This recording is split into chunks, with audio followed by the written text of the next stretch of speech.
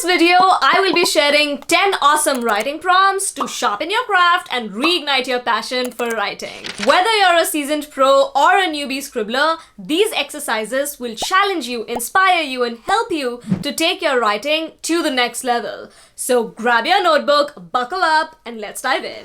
Prompt 1. Describe a scene. This is the most basic prompt, but also the easiest one if you want to track your writing style at different stages of your life and your journey as a writer. So all you have to do is to look around and pick a scene to describe in detail. Now use all your senses to bring the scene to life. The sights, the sounds, the smells, the textures, anything you can feel in the moment or in the scene. This exercise will help you practice the art of using sensory details so you can write those vivid, immersive descriptions in your writing. And that's the reason why I believe that this prompt can be a great tracker for your writer's journey, because after a lot of years, when you look back at different stages of your life, whenever you've done this prompt, you will be able to see your evolution as a writer. It'll be even easier if you pick a same scene to describe each time you do this prompt at different stages of your life. That way you can clearly see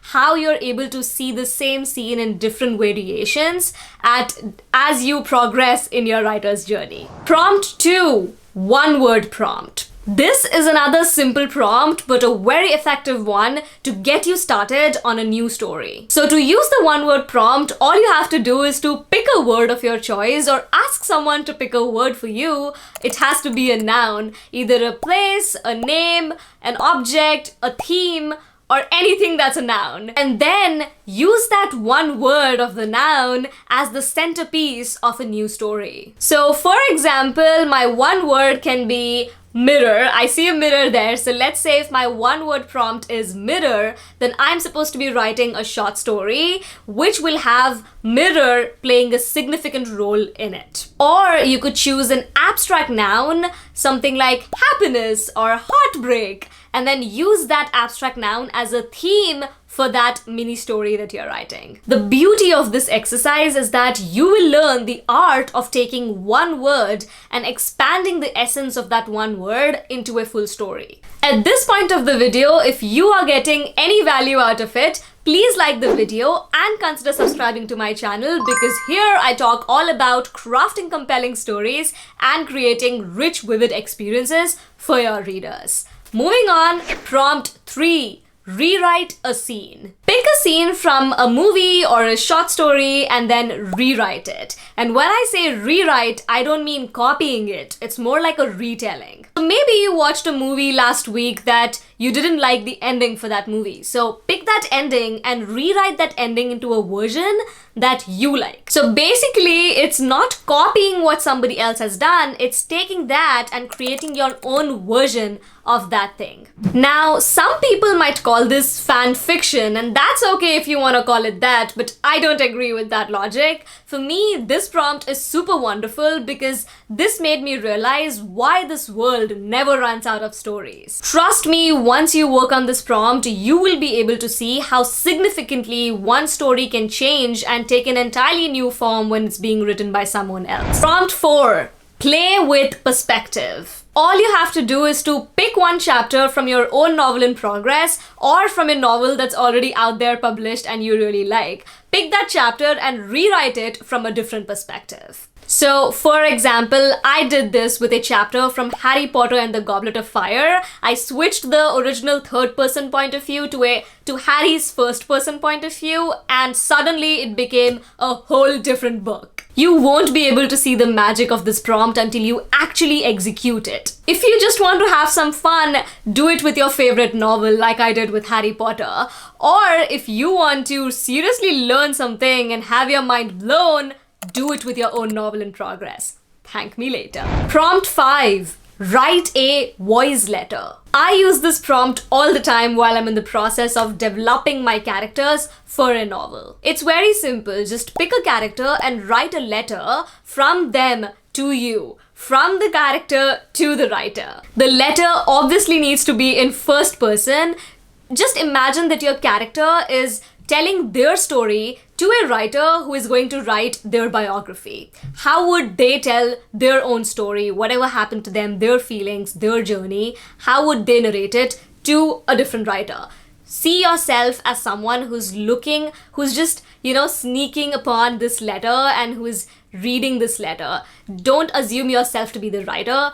Think of yourself as the character and write from their perspective. This prompt will help you realize how your character talks, reacts, feels, thinks, and narrates their own version of the story to someone else. And most importantly, once you're done with this voice letter, you will finally hear the distinct character voice of this character in your head. Prompt 6. Write an all dialogue scene. As the name suggests, try writing a scene which has only dialogues and no narration and no interiority whatsoever. You're allowed to use dialogue tags, but only boring ones like he said, she asked, and not the fancy ones like she explained, he exclaimed, not those. The aim of this prompt is to practice the art of showing versus telling. If you are able to convey the entire context of the scene only via dialogue without having the narration or interiority, that's when you're doing an amazing job at showing the emotions or the feelings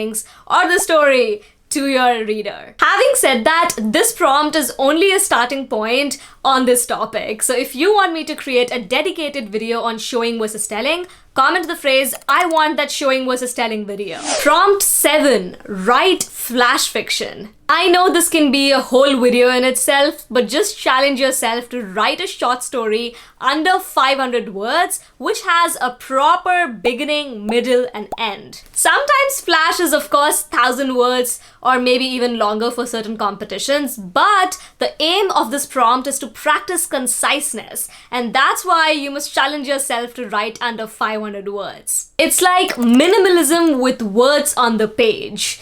You know how less is more? So yeah, this prompt will help you create larger impact using very few words. Prompt 8. Try poetry. I know this is a fiction writing channel, but recently I took a seminar in poetry and I realized how we as fiction writers can learn so much from the art of poetry. In fiction, we have certain rules and certain restrictions and certain language barriers. We know that we are supposed to be conveying certain things and have a narration and have certain craft techniques which are bound by restrictions, and usually we love those restrictions just like all other prompts that I talked about. However, poetry is a free-flowing form, and I love that abstract nature about poetry. It teaches you what's really necessary. Just like the flash prompt, poetry is going to help you evoke that specific emotion. You know, in flash, we were trying to reduce the words, whereas in poetry, you can try to evoke that specific emotion using less words, of course, but even if it's a longer poem, it focuses on the emotion and not on narration like we do in fiction. But I feel the struggle of being a fiction writer and then dabbling your feet in poetry. I understand that because I was super hesitant when I started out, but I have to say that I have learned so much from the art of poetry so that I can execute some of those strategies in my fiction as well. I cannot even begin to explain how much I have gained from there. Maybe I should make a dedicated video on it. Maybe? Do you want to see what I learned from poetry? Comment and let me know if you'd like to know that. Prompt 9. Write backwards. This is a new prompt for me because I'm in the process of doing this with my work in progress novel just to experiment and see what happens, but I'm still including it in this video here even though I don't have my own results yet because this prompt is just crazy mad. So all you have to do is to pick a story or think of a story that you already have or a work in progress like mine, and then try writing that in reverse order. Write the ending first, then write the climax, then write what comes before the climax, and all the events in reverse order leading up to the beginning of the novel. Try writing that. I mean, I'm doing it for my novel just for fun, but I think you'll be able to see the result better with a short story. The aim of this prompt is to give you different insights on how the same story can be structured and paced in so many different ways. And your job as the a writer, as I like to say, is to find the best version of the story that you are trying to tell.